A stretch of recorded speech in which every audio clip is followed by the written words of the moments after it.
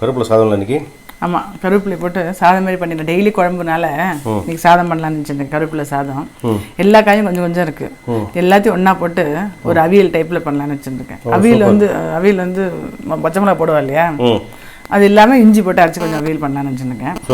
அப்புறம் வந்து திருக்கணும் இது வந்து இந்த அக்கி ரொட்டின்னு இங்கே பண்ணுவாள். அது அக்கின்னா அரிசி மாவில் அந்த ரொட்டி மாதிரி பண்ணுறது. அது பண்ணிவிட்டு புடலங்காய் அந்த விதையை வச்சு சட்னி. ஓ ஓகே. இது கேரளாலையும் ஃபேமஸ்ல ஹரின்னு சொல்லுவாள். அப்படியா? தெரியாது. ஹரி தப்பிரியா சொல்லுவாள். தெரியாது. ஓகே. ஸோ அக்கி ரொட்டி, கருவேப்பிலை சாதம், அவியல், அக்கி ரொட்டி தொட்டுக்க புடலங்காய் விதை சட்னி. Okay, super. நல்லா எலசாக இருந்தது. நேற்று பண்ணும்போது பார்த்தேன், தொட்டை உடையது பார்த்தீங்களா. இந்த எலசாக இருக்கனால இது எலசாவில் பண்ணால் நல்லாயிருக்கும். இந்த அக்கி ரொட்டி வந்து கொஞ்சம் காரம் கம்மியாக இருக்கும், காரசாரம். அதனால இது கொஞ்சம் மிளகா 2 கூட வச்சுட்டு 2 மிளகு வச்சு வச்சிட்றேன். கொஞ்சம் மிளகு கொஞ்சம் ஜாஸ்தி போட்டோன்னா கொஞ்சம் காரசாரமாக இருக்கும். சேப்பங்கிழங்கு தவிர எல்லாம் 4 காய், அவரைக்காய், புடலங்காய், இந்த வாழைக்காய் எல்லாத்தையுமே வந்து நறுக்கின்ட்டேன். கொஞ்சம் பெருசாக நறுக்கின்ட்டுருக்கேன். அப்படியே வேகட்டும். அது இது மட்டும் சேப்பங்கிழங்கு மட்டும் தனியாக வேக வச்சுட்டு அப்புறம் கட் பண்ணி போடுறேன். அப்படியே போடலாம்ல. இப்போ அது வேக வச்சா இன்னும் ரொம்ப குழஞ்சிருமோ? இல்லை, ஒரே ஒரு விசில் விட்டோம்னா அப்புறம் எடுத்து இது பண்ணலாம். இல்லை அப்படியே கூட நான் என்னென்னா விசில் கூட வேணாம். அந்த இதில் பித்தளை பாத்திரத்தில் போட்டு வச்சோம்னா அது ஒரு 10 நிமிஷத்தில் வெந்துடும். அது இந்த கொத்தமல்லி சாதம் இருக்கு இல்லையா, கருவேப்பிலை சாதம் 2 விதமாக பண்ணலாம். ஒன்று வந்து பொடி மாரி பண்ணிவிட்டு பொடி தூவிடலாம். பொடிக்கு வந்து உளுத்தம்பருப்பும் எள்ளும் மிளகா வறுத்துக்கணும். அப்புறம் இந்த இதையும் வறுத்துட்டு பொடி பண்ணிவிட்டு கொஞ்சோண்டு புளி உப்பு வச்சு பொடி பண்ணணும். ஆல்ரெடி போட்டிருக்கோம், கறிலீவ்ஸ் போடுறோம். நாங்கள் அம்மா இருக்க டயத்தில் அப்படியே பண்ணியிருக்கோம். அது வந்து கருவேப்பிலை பொடி. இது வந்து எப்படின்னா அது வந்து தொக்கு மாரி பண்ணிட்டு அப்படி இது பண்ணுறது. அந்த தொக்கு கூட தனியாக எடுத்து வச்சுக்கலாம். நம்ம கொஞ்சத்துக்குனாலும் இந்த இது சாப்பிட்டுக்கலாம், அது பண்ணிக்கலாம். இது கெட்டும் போது இந்த தொக்கு மாரி பண்ணுறது. இதுக்கு என்ன அப்படின்னா ரொம்ப டேஸ்ட்டாக இருக்கும். அது வெந்தயம் வந்து எடுத்துட்டுருக்கேன், ஒரு 1/2 டீஸ்பூன் எடுத்துட்டுருக்கேன். இப்போ வந்து ஒரு தொக்கு வந்து ஒரு 5-6 பேர் இருக்கிற மாதிரி எடுத்து வச்சு பண்ணுறது அளவுக்கு எடுத்துக்கிறேன். அதாவது எப்படின்னா ஒரு பிடி நல்லா அலமின அந்த இது வந்து வேறு ஒரு பிடி இருக்குது. ஸோ இந்த ஒரு பிடி வந்து ஒரு பிடிக்கு வந்து அளவு என்ன அப்படின்னா 1/2 டீஸ்பூன் வந்து வெந்தயம் நல்லா நல்லா சிவப்பாக வறுத்துட்டுருக்கேன். நல்லா கோபுரமாக ஒரு டீஸ்பூன் வந்து மிளகு. ஏன்னா வந்து இந்த அவியல் மாரி பண்ணுறதுல அவியல் வந்து மிளகா போடாதனால கொஞ்சம் சப்புன்னு இருக்கும். ஸோ இதில் வந்து சாதம் காரமாக இருந்தால் தான் நல்லாயிருக்கும். நல்லா கோபுரமாக ஒரு டீஸ்பூன் எடுத்துட்டுருக்கேன். அதேமாரி இது ஜீரகம் இது 1/2 டீஸ்பூன், இது 2 ஒரு டீஸ்பூன் நல்லா கோபுரமாக. அப்புறம் இந்த அளவுக்கு நெல்லிக்காய் அளவுக்கு புளி. அப்புறம் வந்து இஞ்சி நிறைய எல்லாமே தனித்தனியாக வறுத்துருக்கேன். தனித்தனியாக நான் ட்ரை ரோஸ்ட் பண்ணியிருக்கேன். அப்புறம் இஞ்சி துளியூண்டு நிறைய துளியூண்டு போட்டிருக்கேன். இஞ்சி போட்டுட்டு இது எல்லாத்தையும் ஒன்றா போட்டு நல்லா அரைச்சிடுவேன். அப்புறம் மிளகா வந்து சும்மா வாசனைக்கு 2 நிறைய இல்லை, இந்த 2 வச்சுருக்கேன் மிளகா. ஓகே. வந்து எல்லாத்தையும் நல்லா ஒன்றா போட்டு கொஞ்சம் ஜலம் விட்டுண்டு நைஸாக அரைச்சிக்கணும். ஓகே. நைஸாக அரைச்சின்ட்டேன். அடுப்பில் வந்து கொஞ்சம் நல்லெண்ணெய் வச்சுட்டுருக்கேன். கொஞ்சோண்டு கடுகு போட்டுட்டு வெடித்த உடனே இதையும் போட்டு வதக்கணும். ஓகே. இது வதக்கி அப்படியே வச்சுக்கலாம். அதான் தொக்கு. இப்போ சாத்தில் போட்டு அது கலந்துடணும். இது நல்லா இந்த எண்ணெய் பிரிஞ்சுட்டு மேலே வரணும், அது வரைக்கும் வதக்கணும். நம்ம அப்படியே தொக்கா சாப்பிட்றதா இருந்தால் கொஞ்சோண்டு வெல்லம் போட்டுக்கணும். இப்போ நம்ம சாத்தில் போட்டு பேசுறதுனால வெல்லம் போடலை நான். நம்ம சப்போஸ் வேறு எதுக்காக தொட்டு சாப்பிட்றோம் அப்படின்னா கொஞ்சம் வெல்லம் போட்டு வைக்கலாம். வெல்லம் இருந்தால் அது ஒரு டேஸ்ட்டாக இருக்கும். நல்லா இல்லாமையும் பண்ணலாம்.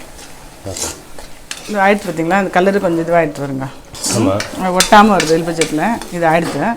இது வந்து கொஞ்சம் எடுத்து மோர்ஞ்சாத்துக்கோ இல்லை அது கொஞ்சம் சாப்பிட எடுத்து வச்சுட்டு பேலன்ஸ் வந்து இங்கே சாதம் வடிச்சிருக்கேன் பாருங்கள். இங்கே சாதம் வடித்து ஒரு ஸ்பூன் நெய் விட்டுருக்கேன் மேலாக. நல்லாயிருக்கும். கலந்த சாதத்துக்கு எல்லாமே நெய் விட்டால் நல்லாயிருக்கும். அதில் போட்டு கலந்து வச்சுருந்தேன். இது ஆயிடுச்சு பார்த்தீங்களா. கொஞ்சம் ஆறினோடனே சாப்பிட்டா கொஞ்சம் ஊறிண்டு ரொம்ப டேஸ்ட்டாக நல்லா இருக்கும். இதில் வந்து என்னென்னா இப்போ திருப்பி வெறும் சாதம் வடிச்சிடுறேன், அது மோர்ஞ்சாத்துக்கு எடுத்துக்கிட்டோம். ஸோ இப்போ இதில் கொஞ்சம் எடுத்து வச்சிடறேன், இந்த இதில் சாதம் எடுத்து வச்சிடறேன். ஓகே. இது வந்து வேணா அப்புறம் கூட கலந்து வச்சுக்கலாம். அது இது எல்லாமே வெந்திருக்கு கொஞ்சம். இந்த டயத்தில் இங்கே இப்போ இந்த இது வந்து கொஞ்சம் வேக வச்சுருக்கேன். சேப்பங்கிழங்கு இதையும் நல்லா உரிச்சு கட் பண்ணி போட்டுறேன். போட்டுட்டு ஆக்சுவலாக அவியல்னால் என்ன பண்ணுவான்னா பச்சை மிளகா போட்டு அரைக்கணும். நான் வந்து பச்சை மிளகா சேர்க்கக்கூடாது அப்படி வேணான்றதுனால ஆக்சுவலாக இந்த பச்சை மிளகா தனியா எல்லாமே எப்படின்னா நம்ம பெரியவாளுக்கு என்னைக்கு திதி பண்ணுறோமோ அன்றைக்கி சேர்த்துக்க வேண்டாம். ஆனால் அந்த 15 நாள் சேர்க்காமல் இருக்க முடியாதனால நம்ம அதில் சேர்த்து பழக்கம் உண்டு. ஸோ அதனால தான் அன்றைக்கி தனியாக குழம்பு கூட வச்சேன். பட் வேணான்றதுனால இன்றைக்கி நான் காமிக்கல. பரவாயில்ல சேர்த்துக்கலாம் அப்படின்னா வந்து இது பண்ணலாம். ஸோ அதுக்கு காரத்துக்கு தான் வேணுமேன்றதுக்காக வெறும் இஞ்சி எடுத்துட்டுருக்கேன். இஞ்சி வந்து ஒரு வெங்காயம் எடுத்துட்டுருக்கேன். நல்லா நைஸாக அரைச்சின்ட்டு இதில் விட்றேன். நான் கட் பண்ணி போட்டுட்டேன். இதில் வந்து தேங்காய் இஞ்சி மட்டும் இந்த பாருங்க, தேங்காய் இஞ்சி அரைச்சிட்டுருக்கேன். அதை வந்து அதை போட்டுட்டு ஒரு கொதி வந்ததுக்கப்புறம் தேங்காய் வந்து நல்லா ஒரு பெரிய மூடி ஒன்று எடுத்துட்டுருக்கேன். ஒரு பெரிய மூடி எப்படின்னா பாதி எடுத்துட்டுருக்கேன். ஆமாம், பாதி ஃபுல் தேங்காய், ஒரு பெரிய தேங்காயில் பாதி எடுத்துட்டுருக்கேன். அது இஞ்சி போட்டு அரைச்சிட்டுருக்கேன் இல்லையா. இது நல்லா இது போட்டு லேசாக கொதி வந்ததுக்கப்புறம் இங்கே தயிர் வறுத்து வச்சுருக்கேன். ஃப்ரெஷ் தயிரும் கொஞ்சம் தேங்காய் விடணும், அவ்வளோதான். வருது இல்லையா, அந்த தேங்காய் போட்டு தேங்காய் இஞ்சி போட்டு கொதி வருது இல்லையா, இந்த டயத்தில் வந்து இந்த இதை வந்து கடைஞ்சி விடலாம். நான் அப்படியே விட்டுட்டு ஒன்றும் இல்லை. இது வந்து ரொம்ப இந்த ப்ளூ கவரில் தான் வறுக்கத்திருக்கேன். அதனால் கொஞ்சம் ரொம்ப கெட்டியாக இருக்காது. இந்த தயிரை போட்டுன்ட்டு இந்த இந்த இதிலே போகிறோம்.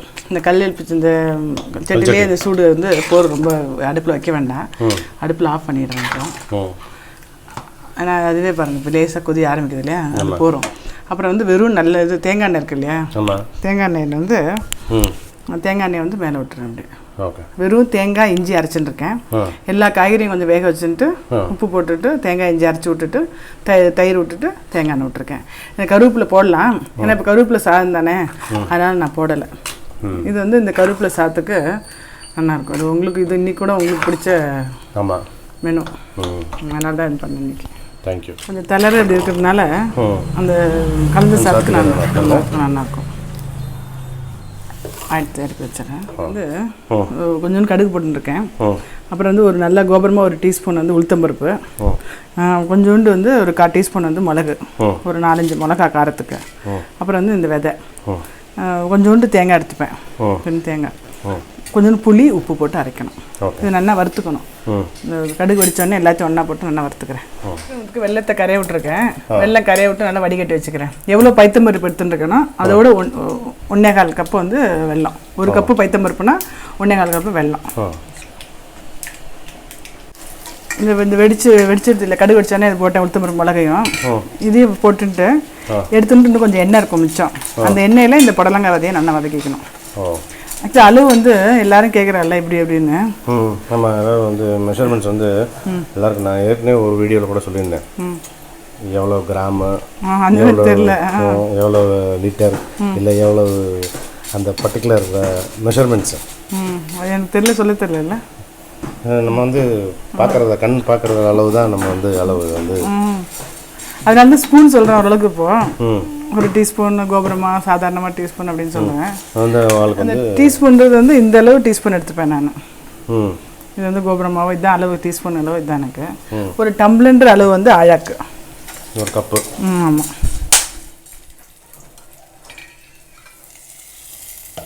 இந்த எண்ணெய், இந்த மிச்சம் எண்ணெய் இருக்கு இல்லையா, அதுலேயே இந்த புடலங்காய் விதையை வதக்கிடுறேன். கொஞ்சோண்டு புளி இது வதக்கிக்கிறேன். வதக்கினதுக்கப்புறம் அதையும் போடும். இந்த சட்னி மாதிரி அரைச்சிட்டு நல்லாயிருக்கும். இந்த அக்கி ரொட்டிக்கு கொஞ்சம் காரமாக தான் இருக்கும், நல்லாயிருக்கும். ஆயிடுச்சு. இது இந்த பருப்பு வேக வச்சது இங்கே இருக்குது. வெறும் பைத்தம்பருப்பு மட்டும் வேக வச்சுருக்கேன். இங்கே வந்து வெல்லத்தை வந்து அந்த வடிகட்டின்ட்டேன். இப்போ இதில் வந்து இதை போட்டுறாத. இங்கே வந்து அரைக்கிறதுக்கு தேங்காய் கொஞ்சோண்டு, அப்புறம் வந்து முந்திரி பருப்பு 4 எடுத்து வச்சுருக்கேன். ஓகே, இதை நடுத்து அரைச்சிக்கிறேன். போட்டு அரைச்சின்றேன் தேங்காயோட. Okay okay.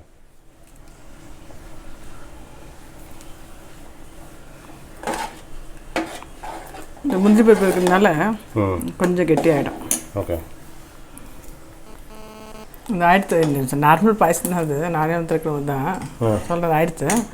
இன்னும் கொஞ்சம் ஆறணுன்னே இதுல இருந்தோன்னா அந்த இதில் வச்சு குக்கரில் வச்சா நல்லா ஃபுல்லாக குழஞ்சிரும். இதில் வேக வைக்கும்போது இப்படி கொஞ்சம் முடிச்சுட்டு இருக்கும், நல்லா இருக்கும். அதுக்காக இது வேணும்னா அப்புறம் கொஞ்சம் நெய்யில் கிறிஸ்மஸ் சால்ஸ் கொட்டி இது பண்ணலாம். போட்டு இறக்கிடுறேன். கொஞ்சம் ஆறுனதுக்கப்புறம் இன்னும் கொஞ்சம் கெட்டியாகும். வேணும்னா அதில் பால் சேர்த்துக்கலாம், இல்லை அப்படியே சாப்பிட்டா நல்லாயிருக்கும். ஓகே.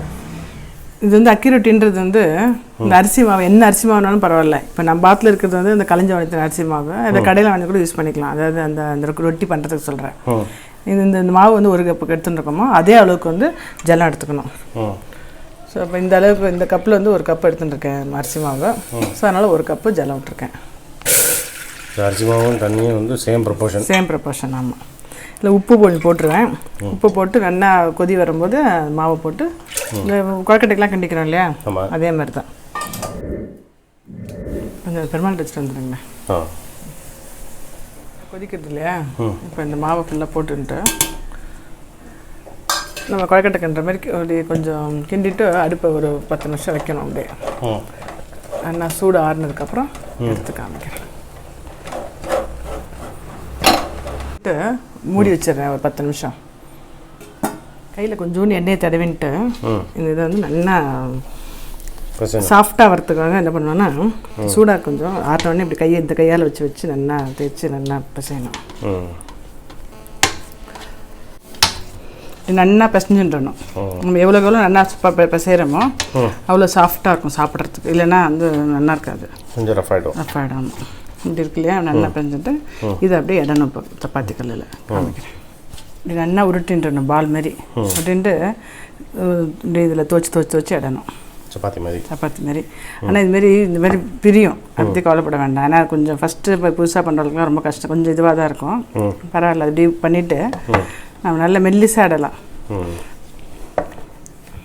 ரொம்ப ப்ரெஸ் பண்ண வேண்டாம். இப்படி பண்ணிவிட்டு இப்படி உடஞ்சி அசிங்கமாக இருக்கு இல்லையா, அதுக்கு என்ன பண்ணால் இதுமாதிரி ஏதாவது ஒரு பிளேட் எடுத்துன்ட்டு இப்படி நடுவில் இப்படி பண்ணிட்டோம்னா இந்த ஷேப் கரெக்டாக அழகாக வரும். இதை வந்து அப்படியே அடுப்பில் வச்சுருங்க. அடுப்பில் அப்படி எடுத்து பார்த்தீங்களா, இது வந்து அடுப்பில் போட்டு எடுத்துக்கிட்டேன். திருப்பி இதை வந்து பிசைஞ்சிக்கலாம் நம்ம. Super idea. இல்லை இதுதான் பண்ணுவேன் எல்லாருமே. கரெக்டாக வந்துருக்குல்ல? ஆமாம், கரெக்டாக வந்துருக்கு. இது வந்து என்ன பண்ணணும்னா எண்ணெயெலாம் விட வேண்டாம், அப்படியே ஒத்தி எடுத்தோம்னா நல்லா புஷ்ஷுன்னு வரும். அடுத்தது பண்ணுறேன். நல்லா அந்த மாவு போட்டுட்டு பண்ணிக்கலாம். ஃபஸ்ட்டு வராத வரைக்கலாம் பண்ணிக்கலாம். ஆனால் அவெல்லாம் பெருசாகிடுவாப்பா, கண்ணக்கரெல்லாம் இந்த அளவுக்கு பெருசாக இருக்கும். ஆமாம்ல.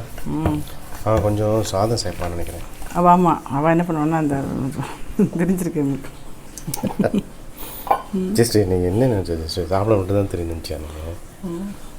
தெரியும் கூட இருக்கேன்ல, பழம்பத்தை மாதிரி போட்டு விட்ருவான். ஆமாம், அதனால தான் சாஃப்ட் வரும்.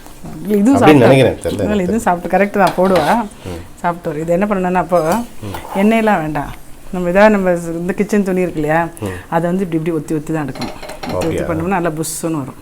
ஓகே. இப்படி பண்ணும்போது புஷ்ஷுன்னு பார்த்திங்கன்னா வரும். இன்னும் அடுப்பு ஒன்று காயலை, காஞ்சிட்டு நல்லா பண்ணிட்டு அடுத்தது ஒரு ரோடு பண்ணும்போது நல்லா புஷ்ஷுன்னு வரும், நல்லா சாஃப்டாகவும் இருக்கும். இதில் அந்த துணியில் என்ன வச்சுருக்கேன்? ஒன்றும் இல்லை, வெறும் துணி அப்படி சும்மா பண்ணணும், அவ்வளோதான். நம்ம வந்து தோசை திருப்பிலாம் போட்டோம்னா அந்த வெயிட் இல்லையா, அது பிஞ்சிடும். அதுக்காக வருது பார்த்தீங்களா புஷ்ஷுன்னு வருதா, அது மாதிரி நல்லா புஷ்ஷுன்னு வரும், சாஃப்டாகவும் இருக்கும். இது வந்து இது இப்படியும் பண்ணுவான். சில பேர் மசாலா அக்கி ரொட்டின்ட்டு எல்லாத்தையும் அதில் என்னென்ன கேரட்டு என்னென்ன காயெலாம் வேணால் அதெல்லாம் போட்டுன்ட்டு அதில் வந்து அப்படி நம்ம தட்டுற மாதிரி தட்டுவாள். நம்ம ராகி ரொட்டி தாமிச்சலாம் மாதிரி இது ஒரு தருவா. அப்படி இப்படி பண்ணும்போது என்ன ஆகுதுன்னா என்ன ஆகும்னா நல்லா உப்பின்னு வரும். அதுக்காக கொஞ்சம் துணி வச்சு தட்டணும். அப்படிங்களா, இது என்ன வைக்கும்போது கூட உள்ள நல்லா வெந்து உள்ள நல்லா இருக்கும், சாஃப்டாக இருக்கும். இது டேஸ்ட்டாக சாப்பிட்றதுக்கு டிஃப்ரெண்ட்டாக நல்லா இருக்கும்.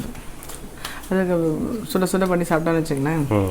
ஃபஸ்ட்டு இப்படி குட்டி குட்டியாக சைஸ் பண்ணிட்டு கூட அப்புறம் வரும் பெருசாக பண்ணிக்கலாம். ஆயிடுச்சு. அருமை. கருவேப்பிலை சாதம், அவியல், இஞ்சி அவியல், அக்கி ரொட்டி, புடலங்காய் விதை சட்னி, திருக்கணவது. சூப்பர். உங்கள் ஐடியா தான் வேணும். Fantastic. Simple but very healthy இல்லை? ஆமாம். குழம்பே சாத்தும்போது வேணான்ட்டு 2 நாள் பண்ணலான்னு நினச்சேன். சூப்பர், ரொம்ப நன்றி ஜெயஸ்ரீ. ஓகே.